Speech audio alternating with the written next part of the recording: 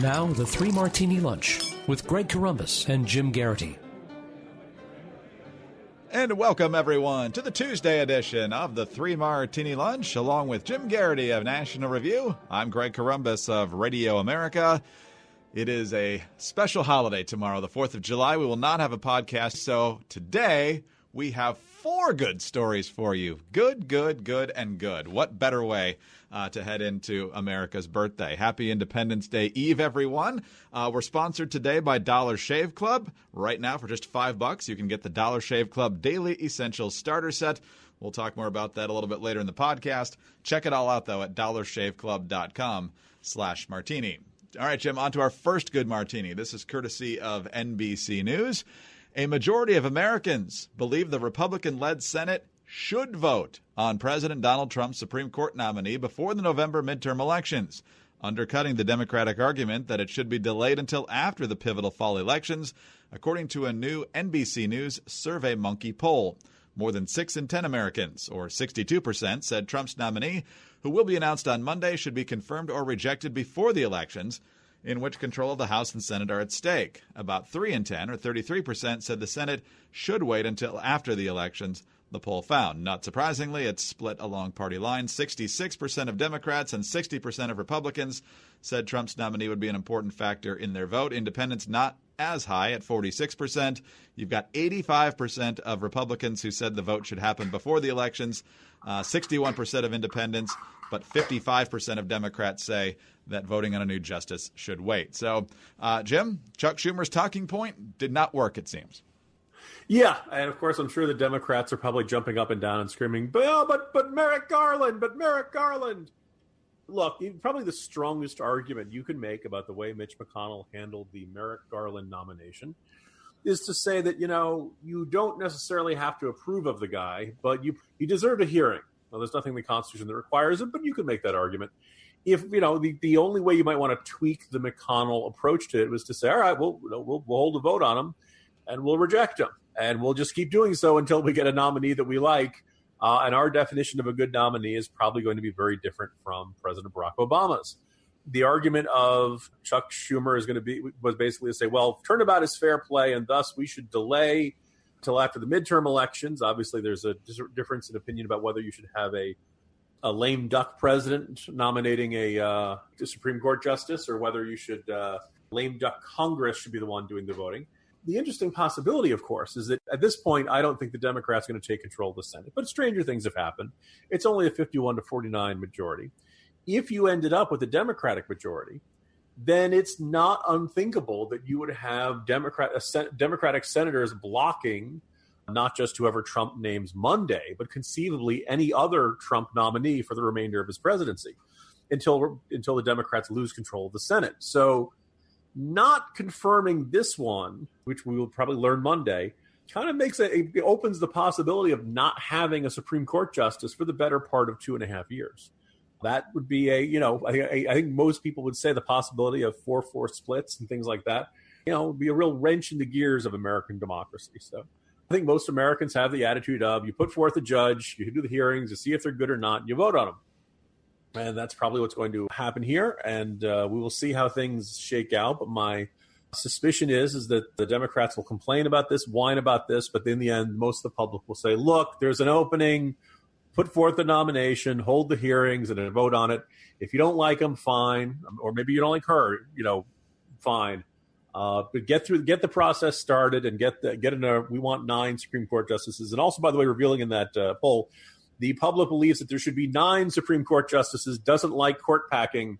So the Democrat idea, well, someday we'll be back in charge and we'll just put in another 9 or 10 justices is not something they should believe will have a great deal of public support. Yeah, good point. Good news in that poll as well. And see, Cocaine Mitch is slick here because in addition to the fact that he's dismissing Schumer now, in his rebuttal, I think he was on Shannon Bremer, one of the other Fox shows, he said the difference, of course, is that it was a presidential election year and Barack Obama was a lame duck president. So he's essentially setting the stage here for, if there's a vacancy in 2020, Trump's not a lame duck because he could win re-election. And so therefore that wouldn't be necessary to delay the vote. I'm guessing that is what he's setting the ground for, but we'll see. Let's keep this in mind, though, Greg. This really could cause problems for the administration in like January 2024. I mean, by that point, Trump will probably be wanting to either nominate his 7th, 8th, maybe even 9th Supreme Court justice, get a full set.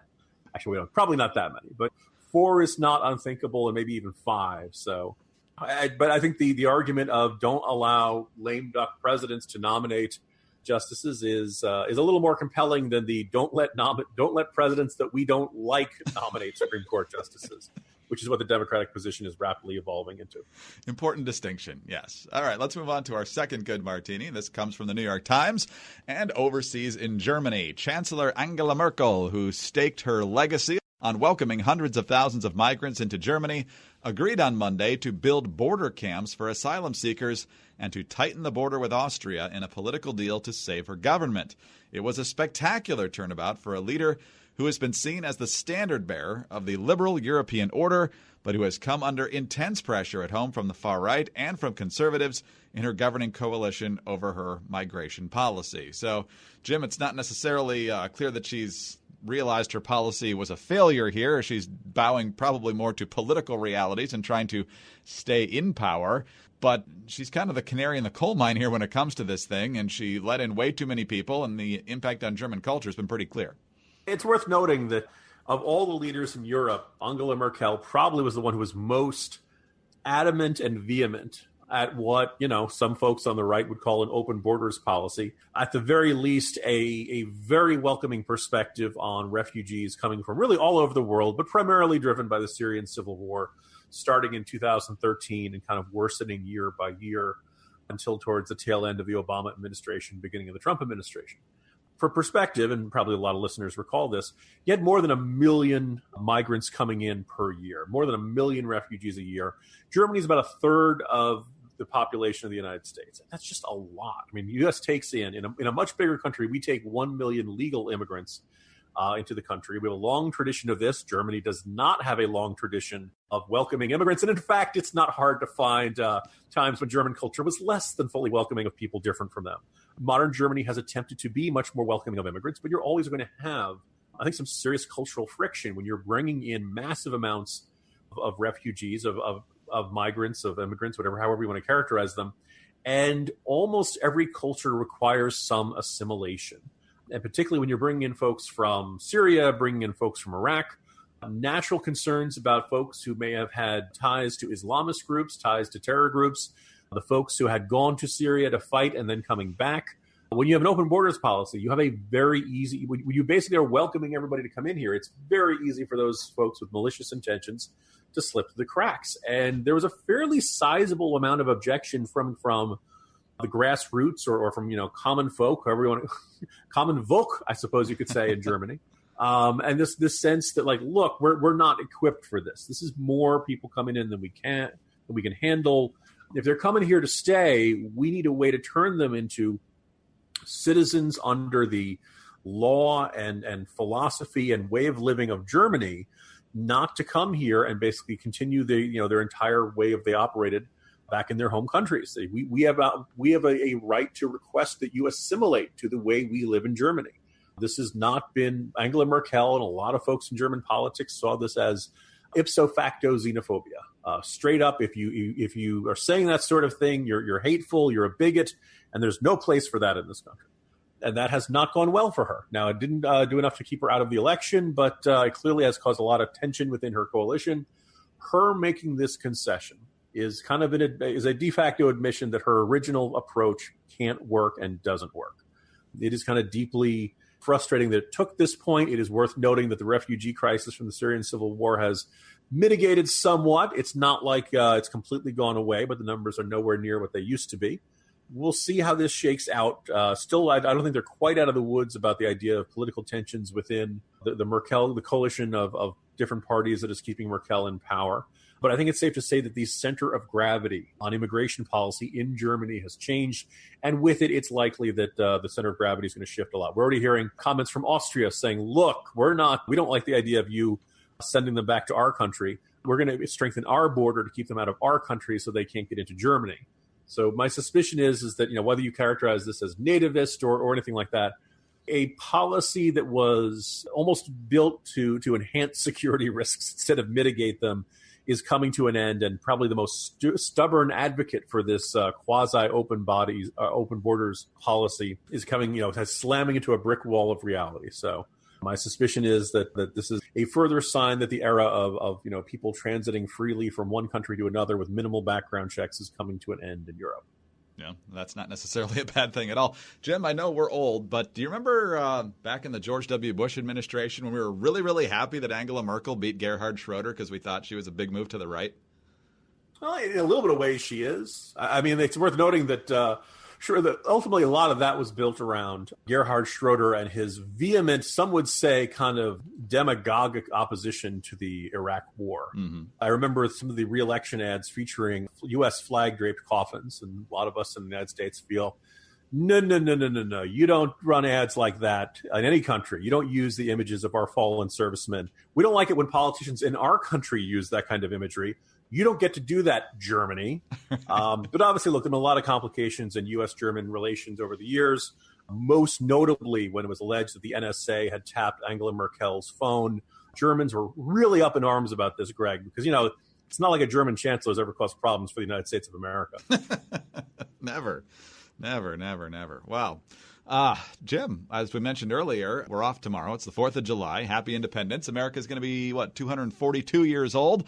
It's also going to be really hot. So if you're heading out to a fireworks show or a parade or a picnic or whatever in Washington, Philadelphia, Boston, New York, it's going to be warm. It's going to be really warm. You're probably going to be sweating a lot, which means you need to smell good when you leave the house. And so just be thinking of other people when you do that. And so if you do ever shower or brush your teeth, or like to make your hair presentable, we've got good news for you. Dollar Shave Club has a lot of stuff to help you out. The Dollar Shave Club delivers everything you need to look, feel, and smell your best. It's got everything you need to get ready in the bathroom.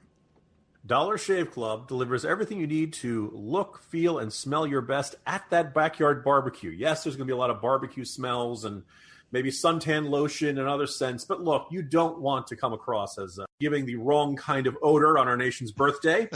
You name it. They have shampoo, conditioner, body wash, toothpaste, hair gel, and even a wipe that will leave your tush feeling tingly clean. I'm a big fan of their amber and lavender calming body cleanser. I've never smelled anything like it, and good luck finding a product as great as that at the store. All of Dollar Shave Club's products are made with top-shelf ingredients that won't break your budget.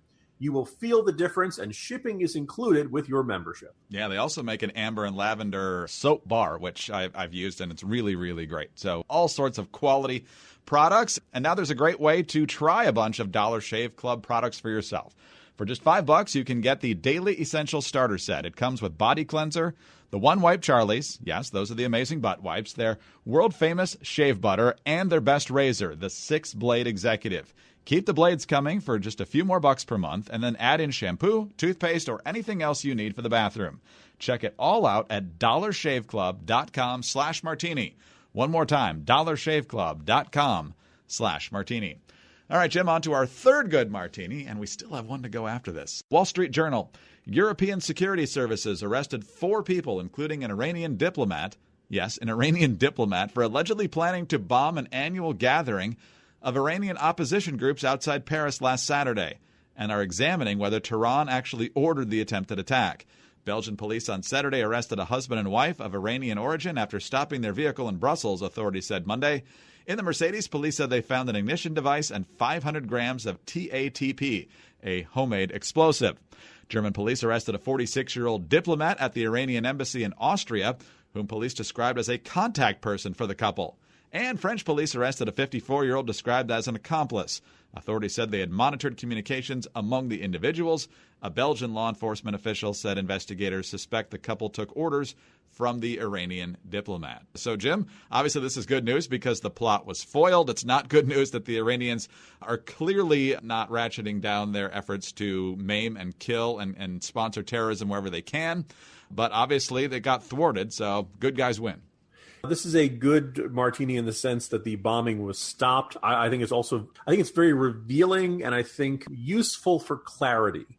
when you catch an Iranian diplomat, probably either aiding and abetting or assisting terrorists in some way. This is actually not that shocking when you look at the long history of Iran being the world's largest state sponsor of terror, of sponsoring attacks going as far as bombing a Jewish center over in Argentina back in the 90s.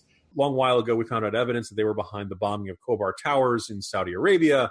The Iranians really get around when it comes to terrorism. So the idea of them attempting to do so in Europe is not exactly shocking.